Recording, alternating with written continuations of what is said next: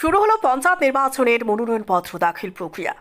আজ লোয়ারপো ব্লকের অন্তর্গত ৩৫ নম্বর বাঘুনগাঁও পঞ্চায়েতের ৪ নম্বর ওয়ার্ড থেকে নির্দলীয় প্রার্থী হয়ে সৌরভ কৈরি ওয়ার্ড সদস্য হিসেবে মনোনয়নপত্র দাখিল করেন।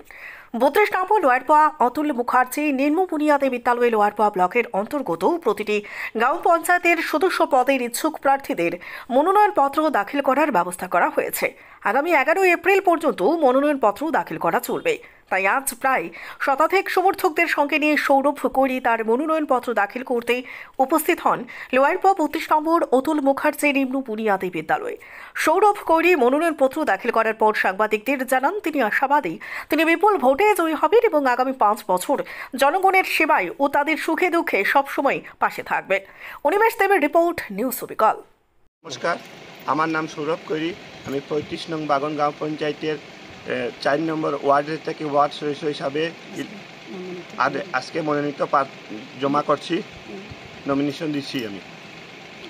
আমি ৪ নম্বর ওয়ার্ড থেকে ওয়ার্ড সদস্য হিসাবে ইলেকশন খেলবো।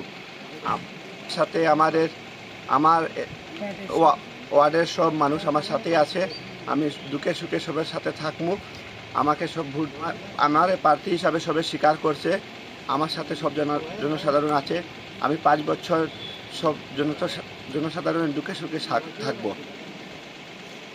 আমরা সব বাগন জিপির ৪ নম্বর ওয়ার্ডের সব সদস্য আছি। আমরা সৌরভ কৈরিকে সমর্থন করিয়াছি সবাই মিলিয়ে। সৌরভ কৈরি ইয়ং ছেলে, সে ভালো কাজ করবে, সেই জন্য আমরা সব একসাথে যুক্ত হইয়া সৌরভ কৈরিকে এবার জিতাবো এবং আশা করি 99% আশা আমরা সৌরভ কৈরি জিতবে। সৌরভ কৈরি জিন্দাবাদ, সৌরভ কৈরি জিন্দাবাদ।